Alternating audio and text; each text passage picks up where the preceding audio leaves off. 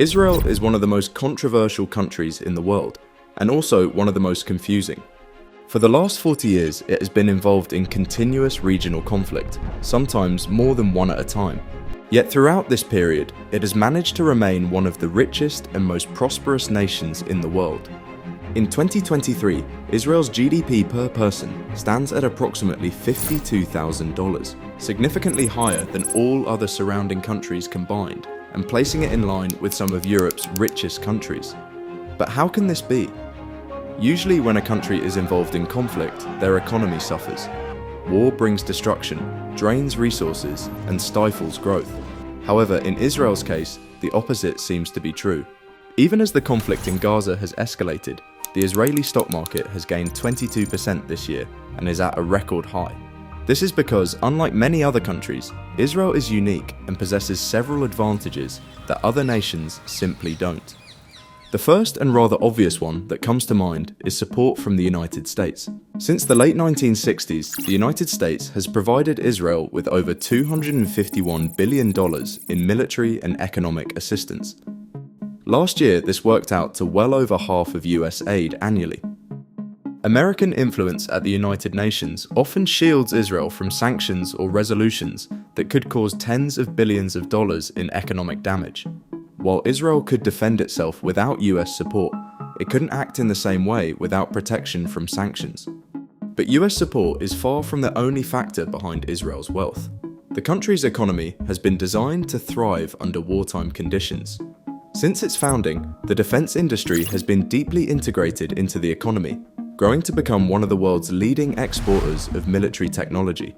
3 of the world's top 40 defense companies are based in Israel, and in 2023 alone, defense exports reached a record $13 billion, making it one of the top exporters in the global defense market. However, this comes at a cost. While war typically devastates economies, Israel has found a way to turn conflict into growth. But as tensions have escalated, especially over the past year, the strain on the economy has increased. Military spending now takes up around 10% of GDP, putting pressure on public finances. Political considerations also further complicate budget decisions. Despite his background in economic reform, Prime Minister Benjamin Netanyahu has resisted cutting subsidies for ultra-Orthodox communities or scaling back funding for religious schools, even as defense spending rises.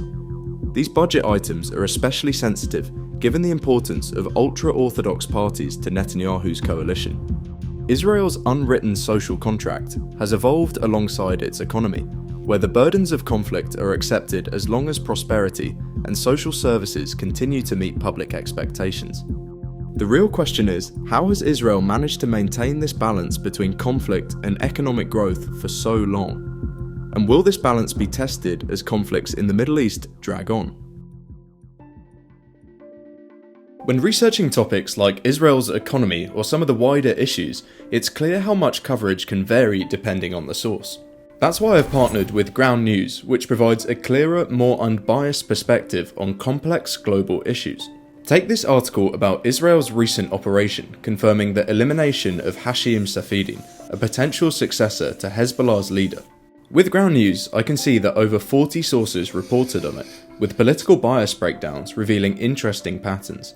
Left-leaning outlets focus on regional stability, while right-leaning ones highlight Israel's military action and Hezbollah's threat. This side-by-side comparison helps me understand how ideology shapes framing. Ground News also rates the factual reliability of sources, boosting my confidence in the accuracy of what I read. Since I have my own biases, the blind spot feature is also super useful. It surfaces stories often overlooked by mainstream media, giving me a fuller view. With more than 50,000 sources, Ground News is my go-to for staying informed. If you want to stay ahead, especially with news as complex as this, scan the QR code on screen or head to ground.news/invisible to get 40% off the Vantage plan. It's what I use to get unlimited insights into global news, and I highly recommend it. Click the link in the description to find out more. This video, as I'm sure you're aware, touches on a pretty controversial topic. We're mainly going to be focusing on economics and not geopolitics. But to get a clearer picture of how it's even possible for Israel to be rich, we need to take a quick look at Israel's history of conflict and how this has shaped their current position. Israel was founded in 1948 and immediately had to fight for its survival, facing military threats from neighbouring countries right off the bat. The economy back then was mostly agrarian and tightly controlled by the government, but with all the military tension, most resources were diverted towards defence, leaving little room for other areas to grow. Then came big conflicts, like the Six-Day War in 1967 and the Yom Kippur War in 1973. These wars took a heavy toll, but they also pushed Israel to develop its military and technology rapidly. It became a pattern. Conflict would hit, the economy would struggle, but then things would bounce back, only this time with better military technology that would start bleeding into the economy. By the 1980s, things began to change. Israel experienced a heavy economic crisis. But from this, the groundwork of the nation we know today was formed. There was a big push towards privatization, attracting foreign investment, and putting more focus on high-tech industries. Israel's ability to attract foreign investment was also partly due to its perception as a Western-aligned nation. This affiliation fostered closer economic ties with Western countries, particularly the United States and European nations, which saw Israel as a stable and democratic partner in a volatile region. As a result, Israel was able to secure substantial foreign investments. At the same time, defense wasn't just a necessity anymore. It was becoming a major economic driver, which was fueling growth in other areas. In the 1990s, Israel needed a way to boost its economy, and foreign investment was a big part of the solution. The government rolled out tax breaks and zero-interest loans, making it easier for investors to fund new industries. This strategy helped Israel grow its high-tech sector without putting a heavy financial burden on the state. Soon, big companies like Intel and Google set up research centers, solidifying Israel's reputation as a global tech hub. But the push for innovation wasn't just about economic growth, it was also about survival. Constant security threats made technological advancement a necessity. Military-driven innovations often spilled over into the civilian market, creating products that generate billions in revenue. For example, Israel's cybersecurity sector, once driven by defense needs, brought in over $10 billion from exports in 2023 alone. This dual-use nature of technology meant investments in defense not only boosted national security, but also fueled startup growth and attracted more foreign investment. What could have been a financial burden became a key driver of economic expansion. This spurred the nation forward, but its biggest strength was its people. The country invests around 5% of its GDP in research and development, twice the rate of the United States. This commitment to innovation, combined with the arrival of nearly 1 million skilled immigrants from the former Soviet Union in the 1990s, helped transform Israel into a tech powerhouse. Military service is another key factor. Nearly every Israeli serves in the army, gaining hands-on experience with advanced technology, leadership, and teamwork. For those in elite units like Unit 8200 or MAMRAM, the skills learned go even deeper, involving work with cutting-edge software and cybersecurity. These veterans bring their expertise straight into the civilian workforce, fueling the high-tech sector and driving economic growth. What starts as military training often ends up powering big companies, as these skills learned during military service in Israel don't just stay in their army, they drive the country's economy. But what sets Israel apart is how well these skills are integrated back into society.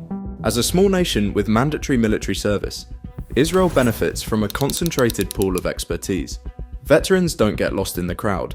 Instead, they seamlessly transition into civilian roles where their experience is highly valued. This close-knit society quickly absorbs their knowledge, fueling industries like tech and cybersecurity. In larger countries, these skills often get diluted across a vast population, but in Israel, veterans are central to society, with a clear path from military service to economic contribution. Military service plays a big role in shaping Israel's high-tech sector, where nearly 90% of workers are veterans. The army isn't just about training soldiers, it's about developing a tech-savvy workforce that powers economic growth. Unlike its neighbours, which depend on natural resources like oil, Israel focuses on human capital, skills, innovation, and entrepreneurship. This emphasis gives the country a clear edge, turning its people into its most valuable resource. Israel's internal economic resilience is built on factors like its skilled workforce and defense-driven innovation. But its position as one of the wealthiest countries in the region wouldn't be possible without decades of consistent US support. Since 1949, the US has provided over $318 billion in military assistance, helping Israel modernize its military while freeing up resources for other sectors. This aid gives Israel a unique advantage. While other countries might have to choose between economic growth and military spending, US support allows Israel to invest in high-tech industries and economic development simultaneously. Plus, much of the aid can be used for domestic production, creating jobs and driving innovation beyond just defense. US support for Israel isn't just about money. Diplomatic backing plays a crucial role too. American influence at the United Nations often shields Israel from sanctions or resolutions that could hurt its economy. For instance, during the 2023 conflict in Gaza, the US blocked efforts to impose sanctions or call for a ceasefire, allowing Israel to avoid economic penalties that many other countries face. This combination of financial aid and diplomatic protection gives Israel a unique edge. While neighbouring countries grapple with instability and sanctions, US support helps Israel maintain its status as one of the wealthiest and most advanced nations in the Middle East. US support has been vital for Israel, but it doesn't make the country immune to economic pressures. Israel still faces serious risks, especially when conflicts drag on. As the costs of ongoing battles rise, the limits of external assistance are becoming clear, exposing vulnerabilities that threaten economic stability. The recent escalation with Gaza and potential tensions with Iran and Lebanon are putting public finances under pressure. The budget deficit is expected to jump from 4.6% of GDP to as much as 10%. War costs are mounting, with military operations and economic disruptions adding up to around $270 million per week. The large-scale mobilization is also disrupting the economy by pulling workers away from their regular jobs, leading to lost productivity in essential industries and public services. Israel remains in a strong financial position, with a debt-to-GDP ratio below 60%, over $191 billion in currency reserves, and a current account surplus exceeding $20 billion. But there are still limits. While Israel has managed to build an economy that can weather conflict, the ongoing war is certainly taking its toll. In the last quarter of 2023, amid escalating conflict, Israel's GDP contracted by 19.8% on an annualized basis. This was accompanied by a 27% drop in consumer spending, largely driven by decreased tourism and retail activity, and a 70% fall in private investment, particularly in the real estate and tech sectors, as uncertainty made investors wary. Around 18% of the workforce has been affected by evacuations and military mobilization. The war is expected to cost over $70 billion over the next few years, with national debt projected to rise from 60% to 67% of GDP by 2025. Additionally, the financial strain is compounded by the need to support 300,000 displaced people currently housed in hotels, ongoing military expenses, and political disputes over special budget allocations. This growing burden may eventually force the government to consider unpopular austerity measures, such as tax hikes or cuts to public assistance. Amid these challenges, a deeper issue emerges: Israel's unwritten social contract. The public has long tolerated the costs of conflict as long as their quality of life remains relatively unaffected. However, with the economic pressures mounting, there is a risk that this balance could be disrupted. If rising military spending starts to erode social services or living standards, public support for the government's approach could weaken. Political factors add further complexity to budget decisions.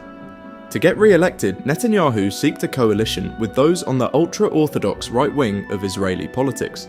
In order to keep this delicate coalition going, he has been unwilling to cut subsidies for ultra-orthodox communities or scale back funding for religious schools, even as defense spending rises. But this will only continue to make issues, especially as Israel may need to cut back on spending, which will affect the lives and living standards of the vast majority of its citizens. The question then isn't just whether Israel can financially withstand the conflict. History shows that it can. The real challenge lies in whether the government can make the tough decisions needed to maintain economic stability while preserving the social contract, such as eliminating wasteful spending and addressing low labour force participation among certain groups. So far, the plan has been to borrow more to cover the costs, but whether this approach is sustainable in the long run remains uncertain.